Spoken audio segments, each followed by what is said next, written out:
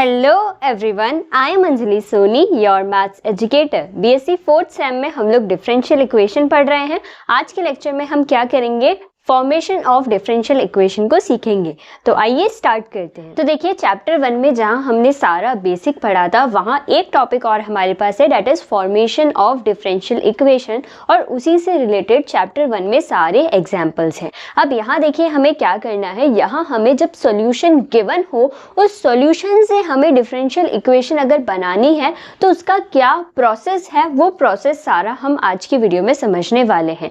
अब देखिए, पूरे डिफरेंशियल इक्वेशन की जो बुक है, वहां क्या होगा, वहां आपको डिफरेंशियल इक्वेशन दी जाएगी और उसका सॉल्यूशन फाइंड करना होगा। बट ये एक ही ऐसा चैप्टर है जहां आपको सॉल्यूशन गिवन है और आपको क्या बनानी है, उससे डिफरेंशियल इक्वेशन बनानी है। तो देखिए, फॉर्मेशन ऑफ डीई या फिर फॉर्मेशन ऑफ डिफरेंशियल इक्वेशन किस तरीके से होता है। सबसे पहले हमें सॉल्यूशन गिवन होगा, जैसा मैंने आपको कहा कि सॉल्यूशन हमें गिवन होगा और उससे हमें डिफरेंशियल इक्वेशन बनानी है। तो सॉल्यूशन में क्या होता है, देखिए मैंने आपको जब डिफरेंशियल इक्वेशन की डेफिनेशन पढ़ाई थी तो मैंने कहा था कि एक डिफरेंशियल इक्वेशन कैसी इक्वेशन होती है, एक डिपेंडेंट वेरिएबल होता है, एक इंडिपेंडेंट वेरिएबल होता है, और डिपेंडेंट वेरिएबल का इंडिपेंडेंट वेरिएबल के रेस्पेक्ट में क्या होता है, एक डेरिवेटिव भी एग्जिस्ट करता है। उसे हम क्या कहते हैं, डिफरेंशियल इक्वेशन कहते हैं। तो उसके सॉल्यूशन में क्या होगा, उसके सॉल्यूशन में वो दोनों वेरिएबल्स आएंगे और एक कांस्टेंट भी उसके सॉल्यूशन में होता है। मैंने आपको सॉल्यूशन की भी डेफिनेशन पढ़ाई थी लास्ट लेक्चर में, जहां हमने ये कहा था कि सॉल्यूशन क्या होता है, एक फंक्शनल रिलेशन होता है जिसमें वेरिएबल्स होते हैं और कांस्टेंट होते हैं, और ये उस डिफरेंशियल इक्वेशन को सेटिस्फाई करना चाहिए। तो मान लेते हैं कि ये जो f x y a is equal to 0, ये क्या है, एक सॉल्यूशन है जहां ए क्या है, एक आर्बिट्री कांस्टेंट है। अब इस सॉल्यूशन से ही हमें क्या बनानी है, डिफरेंशियल इक्वेशन बनानी है। तो सबसे पहला स्टेप क्या होता है, डिफरेंशियल इक्वेशन को बनाने के लिए हमें जो भी सॉल्यूशन गिवन है उसे हमें एक्स के रेस्पेक्ट में क्या करना होगा, डिफरेंशिएट करना होगा।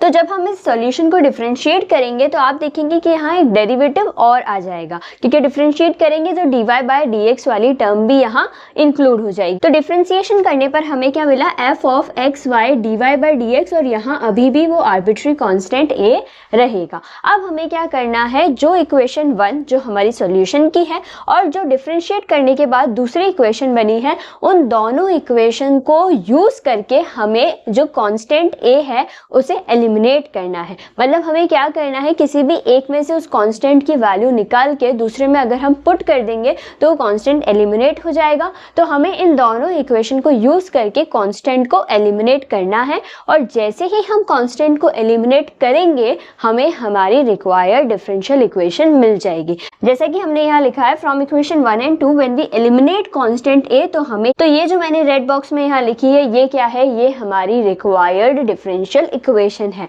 अब आप मुझे बताइए कि जो डिफरेंशियल इक्वेशन है वो कितने ऑर्डर की है, क्योंकि लास्ट लेक्चर में हमने ऑर्डर और डिग्री बहुत अच्छे से समझा है। तो आप बताइए यहाँ डेरिवेटिव किस ऑर्डर का प्रेजेंट है, एक ही ऑर्डर का प्रेजेंट है। इट मीन्स ये डिफरेंशियल इक्वेशन फर्स्ट ऑर्डर की डिफरेंशियल इक्वेशन है। तो क्या आपने एक बात नोटिस की कि जहां यहाँ एक आर्बिट्री कांस्टेंट था तो डिफरेंशियल इक्वेशन भी फर्स्ट ऑर्डर की हमें मिली है। तो यहाँ से हम ये कह सकते हैं कि एक डिफरेंशियल इक्वेशन के सॉल्यूशन में जितने आर्बिट्री कांस्टेंट होते हैं उतने ही ऑर्डर की हमें डिफरेंशियल इक्वेशन मिलती है। अब अगर किसी सॉल्यूशन के अंदर 2 आर्बिट्री कांस्टेंट है तो हम देखेंगे कि हमें सेकंड ऑर्डर की डिफरेंशियल इक्वेशन मिलेगी। तो आइए उसे भी सॉल्व करते हैं और उस सॉल्यूशन से देखते हैं कैसी डिफरेंशियल इक्वेशन हमें मिलेगी। अब देखिए, सिमिलर मैनर में हम अगेन एक ऐसा सॉल्यूशन मान के चले हैं जहां 2 आर्बिट्री कांस्टेंट है। इस सॉल्यूशन में एक्स वाई ए और बी आ रहे हैं, ए और बी यहाँ आर्बिट्री कांस्टेंट्स हैं। तो हम यहाँ क्या करेंगे, इसे एक बार डिफरेंशिएट करेंगे। एक बार डिफरेंशिएट करने पर हमें क्या मिलेगा, x y dy by dx a और b मिलेगा।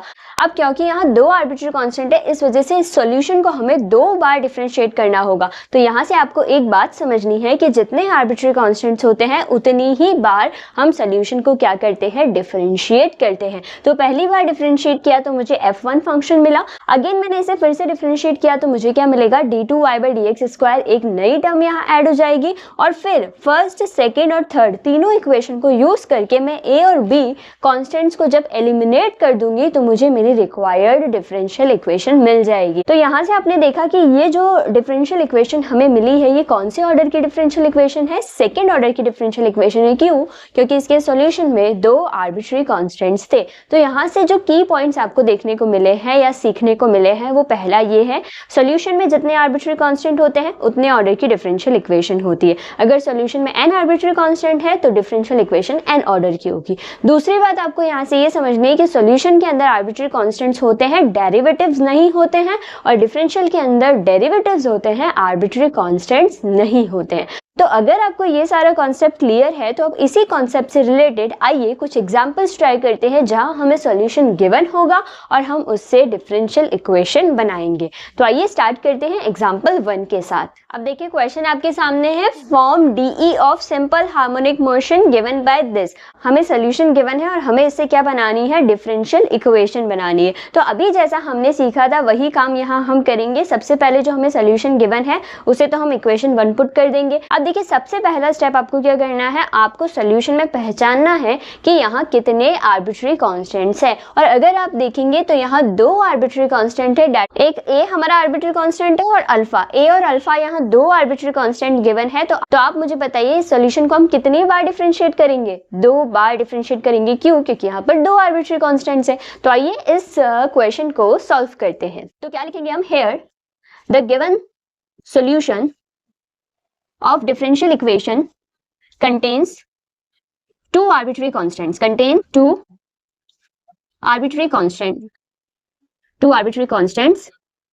so we are differentiating it 2 times। क्योंकि यहाँ दो आर्बिट्री कांस्टेंट है इस वजह से हम इसे 2 बार डिफरेंशिएट करेंगे। ठीक है, तो सबसे पहले हम क्या पुट कर दे, जो हमें गिवन सॉल्यूशन है उसे हम इक्वेशन नंबर 1 पुट कर देते हैं। ठीक है, अब हम क्या करेंगे, इसे डिफरेंशिएट करेंगे और डिफरेंशिएट हम किसके रेस्पेक्ट में करेंगे, टी के रेस्पेक्ट में हम इसे डिफरेंशिएट करेंगे। तो यहाँ टी जो है वो हमारा इंडिपेंडेंट वेरिएबल है और एक्स क्या है, डिपेंडेंट वेरिएबल है। तो हम इसे टी के रेस्पेक्ट में क्या करेंगे, डिफरेंशिएट करेंगे। तो यहाँ हम लिखेंगे differentiating equation 1 with respect to t. जब हम इक्वेशन 1 को टी के रेस्पेक्ट में डिफरेंशिएट करेंगे तो हमें क्या मिलेगा, dx by dt is equal to cos x का डिफरेंशिएशन क्या हो जाएगा, sin x। तो यहाँ हम लिखेंगे sine of n t plus alpha. अब एन टी प्लस अल्फा क्या करेंगे, तो एन कांस्टेंट है एज इट इज, टी का टी के रेस्पेक्ट में हो जाएगा 1 और अल्फा कांस्टेंट है तो इसका क्या हो जाएगा 0। तो यहाँ से हमें डिफरेंशिएट करने पे जो इक्वेशन मिली है वो क्या है, dx by dt is equal to a sine n t plus alpha into n. ठीक है, इसे हम दे देते हैं इक्वेशन नंबर 2। अब क्योंकि यहाँ दो आर्बिट्री कांस्टेंट है तो जो सोल्यूशन है उसे हम 2 बार डिफरेंशिएट करेंगे। 2 बार डिफरेंशिएट करेंगे तो again differentiating equation 2 with respect to t. अब वापस से हम इसे टी के रेस्पेक्ट में अगर डिफरेंशिएट करते हैं तो हमें क्या मिलेगा, यहाँ मिलेगा d2x by dt square is equal to a constant है। अब साइन एक्स का डिफरेंशिएशन माइनस कॉस एक्स हो जाएगा तो यहाँ क्या आएगा, माइनस का cos n t plus alpha. और अगेन जब हम इस एंगल का डिफरेंशिएशन करेंगे तो हमें क्या मिलेगा, एन और टी का 1 हो जाएगा, अल्फा का 0 हो जाएगा। तो यहाँ से, और ये जो एन है ये तो एज इट इज ही है एज अ कांस्टेंट, तो यहाँ से हमें क्या मिलेगा, माइनस का a n square cos n t plus alpha. इसे हम दे देते हैं इक्वेशन नंबर 3। अब हमें क्या करना है, जो हमारे पास तीनों इक्वेशंस हैं इन तीनों इक्वेशंस में से जो दोनों आर्बिट्री कांस्टेंट है इसे हमें एलिमिनेट करना है। अब देखिए एलिमिनेट करने के लिए हम क्या करेंगे, अगर आप इक्वेशन 1 और इक्वेशन 3 को ध्यान से देखें तो आप देख सकते हैं a cos nt plus alpha की वैल्यू कितनी है, x है। तो क्या directly a cos nt plus alpha की जगह मैं x पुट कर सकती हूँ। तो यहाँ मैं क्या लिखूंगी, from equation first and equation 3 we get, equation 1 और इक्वेशन 3 से हमें क्या मिलेगा, यहाँ देखिए यहाँ क्या है, d2x अपॉन dt स्क्वायर है। अब यहाँ पर माइनस का n स्क्वायर तो एज इट इज है और इस a cos nt plus alpha की जगह मैंने क्या लिख दिया है, x लिख दिया है। अब आप अगर इस इक्वेशन को ध्यान से देखें तो ना तो यहाँ अल्फा है ना ही यहाँ a है। तो क्या आपको आपकी रिक्वायर्ड डिफरेंशियल इक्वेशन मिल गई, तो हाँ बिल्कुल मिल गई, क्योंकि यहाँ पर डिफरेंशियल इक्वेशन क्या होती है मैंने आपको बता रखा है, जो फ्री फ्रॉम आर्बिट्री कांस्टेंट हो, जिसमें डेरिवेटिव्स हो, जिसमें डिपेंडेंट और इंडिपेंडेंट वेरिएबल्स हो, तो इसे हम बिल्कुल कह सकते हैं कि ये क्या है, डिफरेंशियल इक्वेशन है। और क्योंकि यहाँ दो आर्बिट्री कांस्टेंट है तो हमें सेकेंड ऑर्डर की डिफरेंशियल इक्वेशन मिली है और हमारी रिक्वायर्ड डिफरेंशियल इक्वेशन क्या है, d2x upon dt square plus n square x is equal to 0। ये हमारी रिक्वायर्ड डिफरेंशियल इक्वेशन है। ओके, सो आई होप आपको क्वेश्चन नंबर 1 एकदम क्लियर है। आइए इससे रिलेटेड एक और एग्जांपल ट्राई करते हैं। अगेन देखिए सेम एग्जांपल है, यहाँ भी हमें क्या करना है, सॉल्यूशन गिवन है और डिफरेंशियल इक्वेशन बनानी है। तो सबसे पहले जो सॉल्यूशन हमें गिवन है उसे हम इक्वेशन 1 पुट कर देते हैं, y is equal to 8 e की power 2x plus b e की पावर माइनस 2x, इसे हम दे देते हैं इक्वेशन नंबर 1। अब आप मुझे बताइए यहाँ कितने आर्बिट्री कांस्टेंट है, तो हम साफ साफ देख सकते हैं a और b यहाँ दो आर्बिट्री कांस्टेंट है, तो हम क्या लिखेंगे, here the solution contain two arbitrary constants so we are differentiating it 2 times. अगर हम इसे 2 टाइम्स डिफरेंशिएट करें, अब यहाँ आप मुझे बताइए कि किसके रेस्पेक्ट में हम डिफरेंशिएट करेंगे। अब यहाँ हम इसे x के रेस्पेक्ट में ही डिफरेंशिएट करेंगे, तो हम क्या लिखेंगे, differentiating equation 1 with respect to x। जब इक्वेशन 1 को x के रेस्पेक्ट में डिफरेंशिएट करेंगे तो क्या मिलेगा, dy by dx is equal to a constant है एज इट इज, e की पावर 2x का e की पावर 2x और 2 यहाँ पर मल्टीप्लाई में आ जाएगा, प्लस b e की पावर माइनस 2x का e की पावर माइनस 2x और माइनस 2 मल्टीप्लाई में आएगा, तो यहाँ क्या हो जाएगा, माइनस 2। इसे हम दे देते हैं इक्वेशन नंबर 2। अब लिखेंगे again differentiating equation 2, again differentiating equation 2 with respect to x। जब इक्वेशन 2 को फिर से x के रेस्पेक्ट में डिफरेंशिएट करेंगे तो हमें मिलेगा d2y upon dx square is equal to 2 into a जो है वो कांस्टेंट है तो एज इट इज रहेगा, e की पावर 2x का डिफरेंशिएशन क्या हो जाएगा, 2e की पावर 2x हो जाएगा, तो उससे यहाँ क्या आ जाएगा, 4e की पावर 2x आ जाएगा। ठीक है, सिमिलरली यहाँ क्या होगा, b एज इट इज है, 2 भी एज इट इज है, पर ये जो 2 होगा वो अगेन आगे आएगा और माइनस का 2 आगे आएगा, उसकी वजह से प्लस का हो जाएगा, तो यहाँ हो जाएगा 4b e की पावर माइनस का 2x। इसे हम दे देते हैं इक्वेशन नंबर 3। अब हम क्या करें, इस थर्ड इक्वेशन में से यहाँ अगर 4 को कॉमन ले लें तो d2y upon dx square is equal to 4 common आ जाएगा, तो यहाँ मिलेगा a e की power 2x plus b e की पावर माइनस 2x। अब आप मुझे बताइए मैंने इसमें से 4 कॉमन क्यों लिया है, क्योंकि ये a e की power 2x plus b e की पावर माइनस 2x किसके इक्वल है, y के इक्वल है। तो डायरेक्टली मैं यहाँ क्या लिख सकती हूँ, इक्वेशन 1 से y लिख सकती हूँ। क्यों, क्योंकि मुझे आर्बिट्री कांस्टेंट्स को एलिमिनेट करना है, तभी मुझे मेरी रिक्वायर्ड डिफरेंशियल इक्वेशन मिलेगी।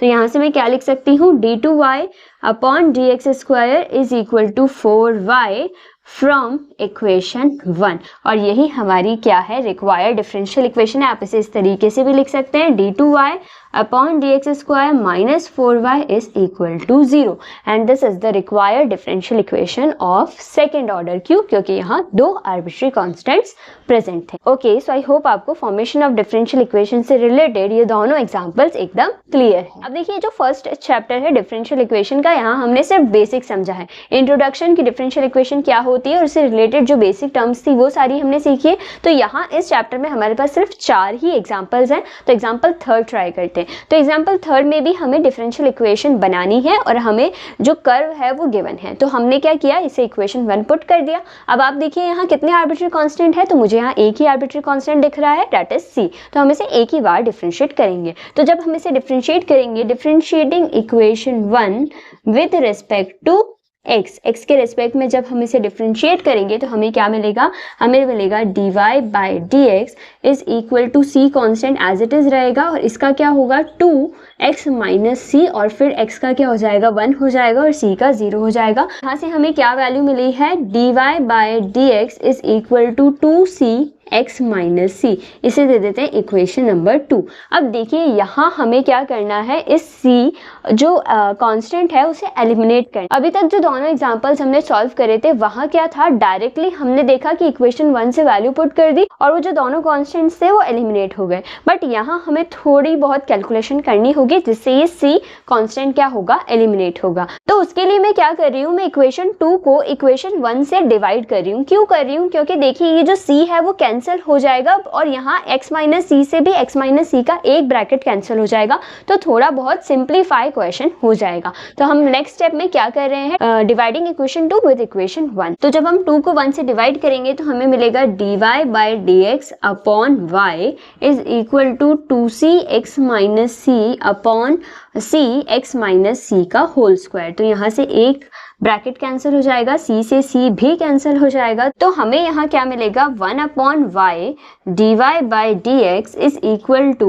1/x minus c। ये जो 2 है उसे भी मैं यहाँ पुट कर रही हूँ, तो मुझे मिला 1/2y dy by dx is equal to 1/x minus c। अब यहाँ से देखिए मैं क्या करूँगी, क्योंकि मुझे c को एलिमिनेट करना है तो मुझे c की वैल्यू यहाँ से निकाल कर और किसी इक्वेशन में पुट करनी होगी, तभी c एलिमिनेट होगा। तो यहाँ से हमें c की वैल्यू फाइंड करनी, तो c की वैल्यू फाइंड करने के लिए मैं क्या कह रही हूँ, मैं x माइनस c को इधर और इसे इधर अगर ले आऊँ तो मुझे क्या मिलेगा, x minus c is equal to y upon dy by dx मिलेगा। और यहाँ से c की वैल्यू हमें कितनी मिल जाएगी, c को उधर भेज देते हैं और इसे इधर भेज देते हैं, तो हमें c की वैल्यू मिलेगी x minus 2y upon dy by dx, और इसे हम पुट कर देते हैं इक्वेशन नंबर 3। अब हम क्या करेंगे, जो c की वैल्यू है इसे हम इक्वेशन 2 में पुट कर देते हैं, ठीक है। जैसे ही हम c की वैल्यू को इक्वेशन 2 में पुट करेंगे तो c तो एलिमिनेट हो जाएगा, बस अब उसे सिंप्लीफाई करके हमें हमारी रिक्वायर्ड डिफरेंशियल इक्वेशन मिल जाएगी। तो जैसे ही हम c की वैल्यू पुट करेंगे तो हमें क्या मिलेगा, फ्रॉम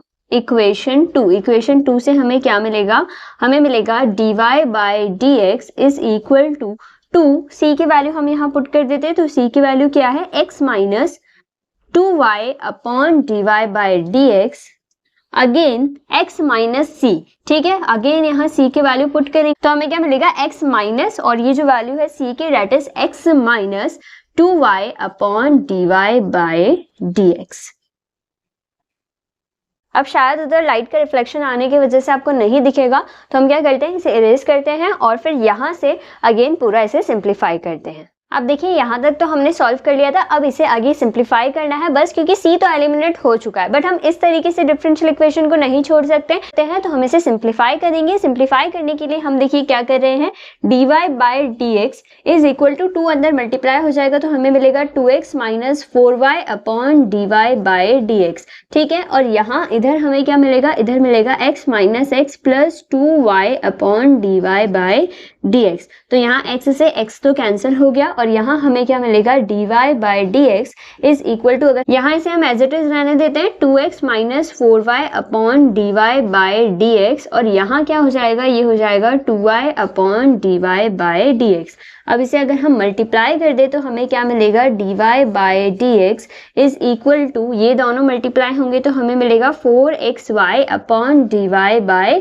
dx, क्लियर है। और जब ये दोनों मल्टीप्लाई होंगे तो हमें क्या मिलेगा, 4 2 8y square upon dy by dx का होल स्क्वायर मिलेगा, ठीक है। अब क्या होगा आगे, dy by dx is equal to, यहाँ से अगर हम dy बाई dx का होल स्क्वायर एलसीएम ले लें तो यहाँ हमें क्या मिलेगा, dy बाई dx का होल स्क्वायर एलसीएम मिलेगा, तो यहाँ क्या हो जाएगा, 4xy multiply by dy by dx हो जाएगा। क्यों, क्योंकि यहाँ dy बाई dx ही है, तो इसे dy बाई dx का होल स्क्वायर बनाने के लिए हम ऊपर और नीचे dy बाई dx से मल्टीप्लाई करेंगे, तो यहाँ ये हो गया, और यहाँ तो ऑलरेडी dy बाई dx का होल स्क्वायर प्रेजेंट है, तो यहाँ क्या होगा, ओनली 8y स्क्वायर होगा। अब क्या करना है, हमें कुछ नहीं करना है, देखिए यहाँ पर भी dy बाई dx है, यहाँ भी dy बाई dx है, इधर अगर हम इसे भेज दें तो ये dy बाई dx का क्यूब हो जाएगा, यहाँ dy बाई dx है और यहाँ dy बाई dx का स्क्वायर है इस वजह से, और यहाँ से हम क्या ले लेते हैं, दोनों स्टेप्स में से 4y कॉमन ले लेते हैं, तो हमें अंदर क्या मिलेगा, x dy बाई dx, और यहाँ से हमें क्या मिलेगा, 2y।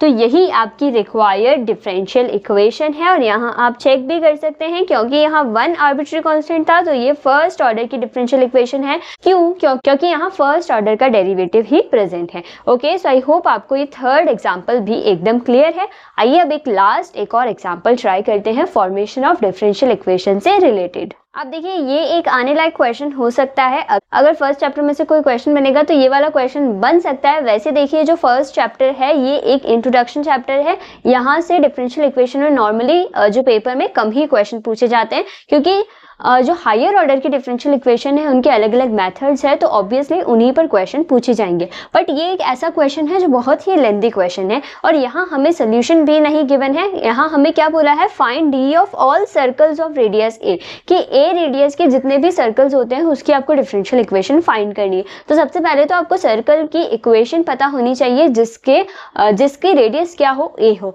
तो वो इक्वेशन हम लिखेंगे। फिर उस इक्वेशन को हम वही जो अभी तक हम प्रोसेस अप्लाई करते आए थे वो प्रोसेस अप्लाई करके और इसकी डिफरेंशियल इक्वेशन को फाइंड करेंगे। तो थोड़ा लेंथी क्वेश्चन है, कोई बात नहीं, पर आइए साथ में सॉल्व करते हैं और इस चैप्टर को आज एंड करते हैं। तो यहाँ हम सबसे पहले क्या लिखेंगे, the equation of all circles of radius A is जो इक्वेशन होगी सारे सर्कल्स की जिनकी रेडियस a होगी वो किसके इक्वल होती है, वो होती है x माइनस एच का square plus y minus k का square is equal to a square. ठीक है, अब यहाँ पर h और k क्या होते हैं, h और k क्या होते हैं, सेंटर के कोऑर्डिनेट्स होते हैं जो कि फिक्स्ड है, वो आर्बिट्री कॉन्स्टेंट्स नहीं है। बट यहाँ a जो है वो आर्बिट्री कॉन्स्टेंट है क्योंकि a कुछ भी हो सकता है बट सेंटर तो फिक्स रहेगा। तो आप मुझे बताइए अब यहाँ कितने आर्बिट्री कॉन्स्टेंट है, तो कोई तो कहेगा कि यहाँ 3 आर्बिट्री कॉन्स्टेंट है, कोई कहेगा कि यहाँ 1 आर्बिट्री कांस्टेंट है। बट यहाँ अगर आप देखें तो h और k आर्बिट्री कांस्टेंट्स नहीं है, a ही यहाँ आर्बिट्री कांस्टेंट है। और क्योंकि यहाँ a स्क्वायर प्रेजेंट है इस वजह से यहाँ हम ऐसा समझ सकते हैं कि a भी कितनी बार प्रेजेंट है, 2 बार प्रेजेंट है। इस वजह से हम इस इक्वेशन को कितनी बार डिफरेंशिएट करेंगे, 2 बार डिफरेंशिएट करेंगे। तो जब हम इसे पहली बार डिफरेंशिएट करेंगे विद रेस्पेक्ट टू x तो हमें क्या मिलेगा, डिफरेंशिएटिंग, इसे हम पुट कर देते हैं equation 1, differentiating equation 1 with respect to x, equation 1 को x के रेस्पेक्ट में डिफरेंशिएट करेंगे तो हमें क्या मिलेगा, 2x minus H plus 2y minus k dy by dx is equal to 0। ठीक है, अब यहाँ से 2 कॉमन ले ले अगर हम और उसे उधर 0 में शिफ्ट कर दे तो यहाँ हमें क्या मिलेगा, x minus H plus Y minus k dy by dx is equal to 0।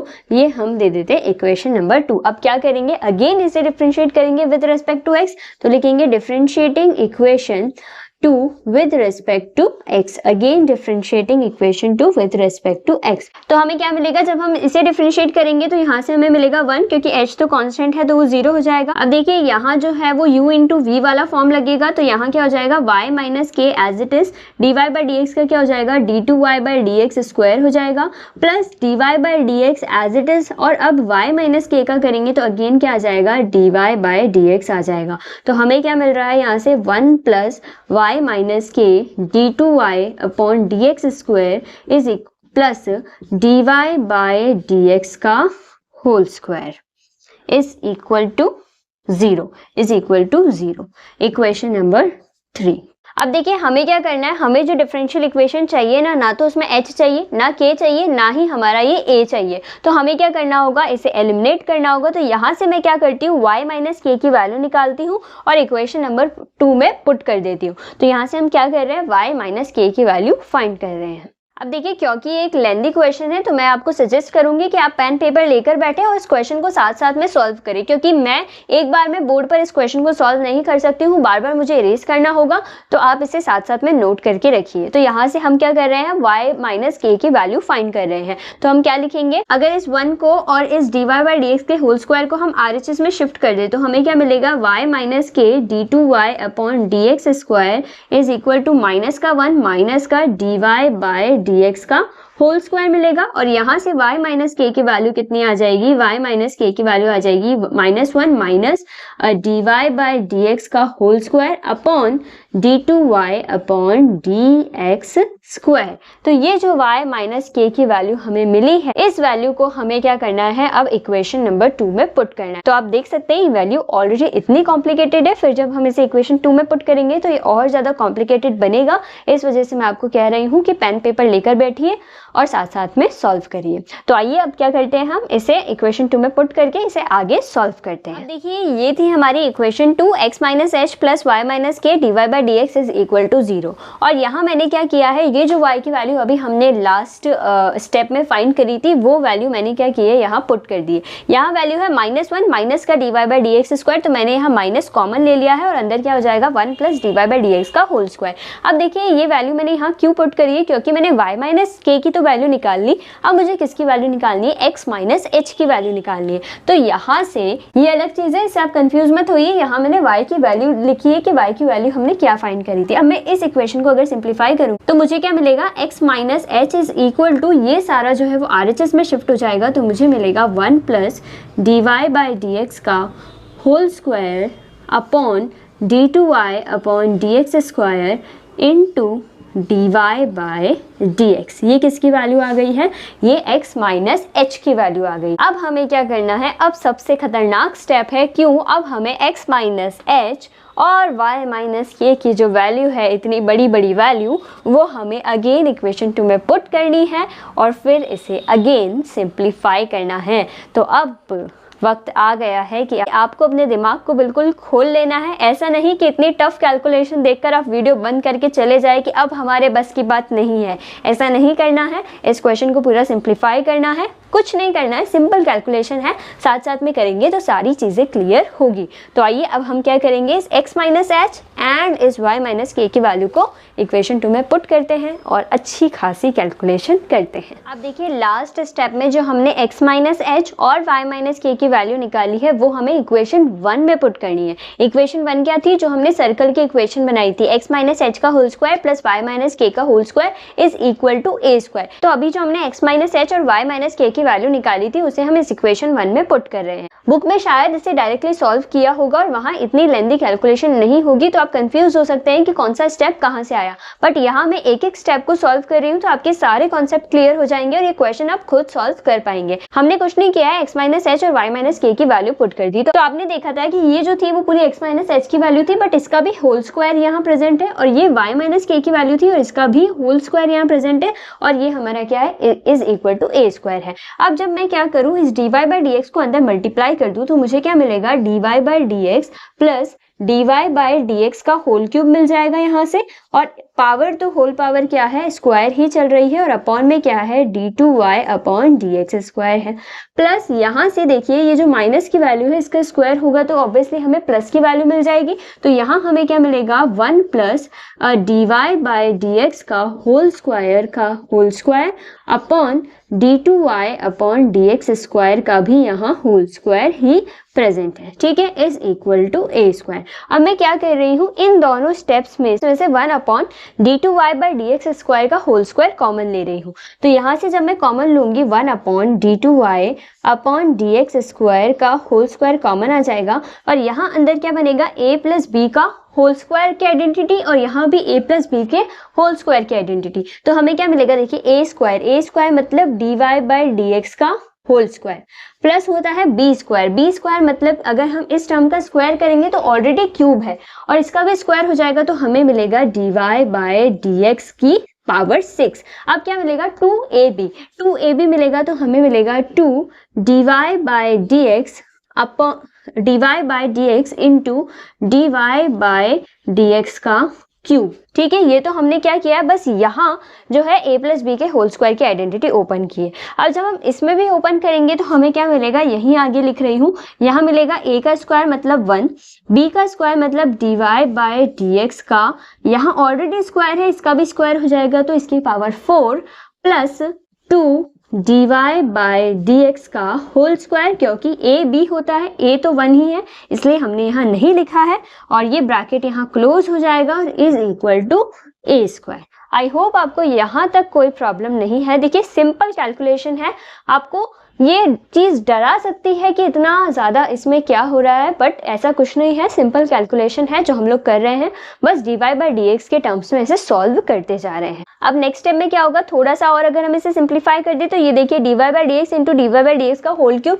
ये क्या हो जाएगा, dy बाई dx की पावर 4 हो जाएगा। तो मैं इसी स्टेप में इसे सिंप्लीफाई कर रही हूँ, तो यहाँ क्या हो जाएगा, ये हो जाएगा dy बाई dx की पावर 4 प्लस ये वाली टर्म्स आगे सारी एज इट इज। इसके बाद हम क्या करेंगे, जो 1 upon d2y by dx square का होल स्क्वायर है इसे उधर a स्क्वायर के साथ मल्टीप्लाई कर देते हैं, और ये सारी term again as it is है। तो अगेन मुझे तो यहाँ इसे इरेज करके ही सॉल्व करना होगा, तो यहाँ तक नोट कीजिए, फिर इसे इरेज करते हैं और आगे का सॉल्व करते हैं। अब देखिए लास्ट स्टेप में मैंने जो आपको कहा था, हमने वो जो इसके अपॉन में d2y बाई dx स्क्वायर का होल स्क्वायर था ना, उसे उधर मल्टीप्लाई कर दिया। अब देखिए यहाँ अगर हम सिंप्लीफाई करें तो ये भी dy बाई dx का होल स्क्वायर है और ये भी dy बाई dx का होल स्क्वायर है, तो ये हो जाएगा 3 dy बाई dx का होल स्क्वायर। क्लियर है, यहाँ देखिए ये भी dy बाई dx की पावर 4 है और ये भी dy बाई dx की पावर 4 है, तो ये भी हो जाएगा 3 dy बाई dx की पावर 4। अब ये जो बची हुई टर्म्स हैं उन्हें हम लिखते हैं और इसे आगे सिंप्लीफाई करते हैं। तो अब हम क्या लिखेंगे, देखिए अब हम लिखेंगे नेक्स्ट स्टेप में dy बाई डी एक्स का स्क्वायर और 2dy बाई डी एक्स का स्क्वायर हमें देगा 3dy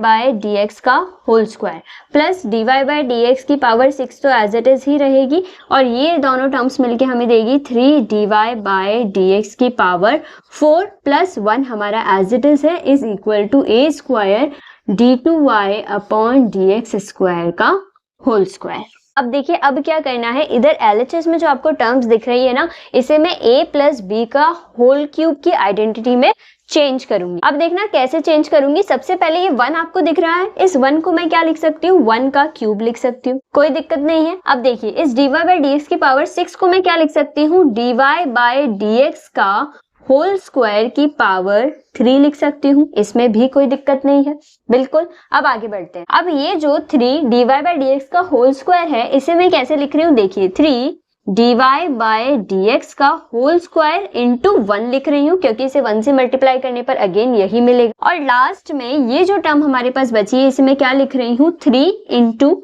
dy by D x का होल स्क्वायर का स्क्वायर इंटू 1 और इक्वल में तो हमारा a square into d2y upon dx square का whole square as it is है। अब यहाँ अगर आप ध्यान से देखेंगे तो आपको a प्लस बी का होल क्यूब दिखता हुआ मिलेगा। कैसे, देखिए यहाँ बन रहा है a cube, this is b cube. अब देखिए ये ए क्यूब बन गया, ये बी क्यूब बन गया। तो यहाँ से मैं क्या कह रही हूँ कि ए की वैल्यू कितनी है, ए की वैल्यू 1 है और बी की वैल्यू कितनी है, dy बाई डी एक्स का होल स्क्वायर है। इस बात का आप ध्यान देना, ठीक है। यहाँ ए क्यूब हो गया, ये बी क्यूब हो गया, ये क्या बना है 3, ये क्या है, ये b है क्योंकि b की वैल्यू कितनी है, dy बाई डी एक्स का होल स्क्वायर है, ये b है। और इस 1 को मैं 1 का स्क्वायर भी लिख दूं तो कोई प्रॉब्लम नहीं है। तो ये क्या बन गया है, 3a स्क्वायर b बन गया है।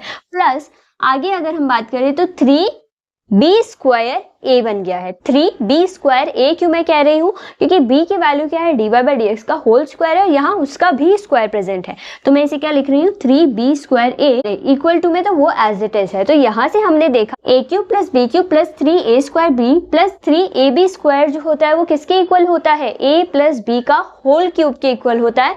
तो ये जो पूरी टर्म है इसे अब मैं क्या लिख सकती हूँ, इसे मैं लिखूंगी directly 1 plus dy by D x का होल स्क्वायर का whole cube. Okay, I hope आपको यहाँ तक की कहानी क्लियर है। अब इस स्टेप में 2 स्टेप और करते हैं और इस क्वेश्चन को यहीं एंड करते हैं। अब देखिए यहाँ जो मैंने अभी आपको सारी बात समझाई थी कि इस स्टेप को हम लोग डायरेक्टली क्या लिख सकते हैं, a प्लस बी का होल क्यूब लिख सकते हैं, जहाँ a की वैल्यू 1 है और b की value dy by D x का होल स्क्वायर है। तो इन सारे स्टेप्स को मैंने इस स्टेप में चेंज कर दिया है, it is 1 plus dy by D x का होल स्क्वायर का होल क्यूब। और इधर वाली टर्म तो एज इट इज है और यही हमारी क्या है, रिक्वायर्ड डिफरेंशियल इक्वेशन है। तो आपने देखा जो family of circles of radius a थी उसकी डिफरेंशियल इक्वेशन क्या है, ये है, जिसे निकालने में हमें इतना टाइम लगा, इतनी कैलकुलेशंस हमने करी, बट आपने देखा कि ये कैलकुलेशन इतनी भी टफ नहीं थी। हाँ ये लेंदी जरूर थी बट टफ नहीं थी। अगर आप इसे 1 से 2 बार प्रैक्टिस करेंगे तो आप इस क्वेश्चन को खुद सॉल्व कर सकते हैं। तो आज की वीडियो में हमने क्या सीखा, फॉर्मेशन ऑफ डिफरेंशियल इक्वेशन सीखा और फॉर्मेशन ऑफ डिफरेंशियल इक्वेशन से रिलेटेड सारे एग्जाम्पल्स इसी वीडियो में हमने खत्म कर दिए। अब यही हमारा डिफरेंशियल इक्वेशन से रिलेटेड जो फर्स्ट चैप्टर है वो एंड होता है। नेक्स्ट लेक्चर में हम लोग क्या करेंगे, सेकंड चैप्टर पढ़ेंगे, that is differential equation of first order and first degree. Okay, so आज की वीडियो में बस इतना ही। इसके आगे का कॉन्सेप्ट हम लोग नेक्स्ट वीडियो में पढ़ेंगे। So stay tuned for the next video. Thank you.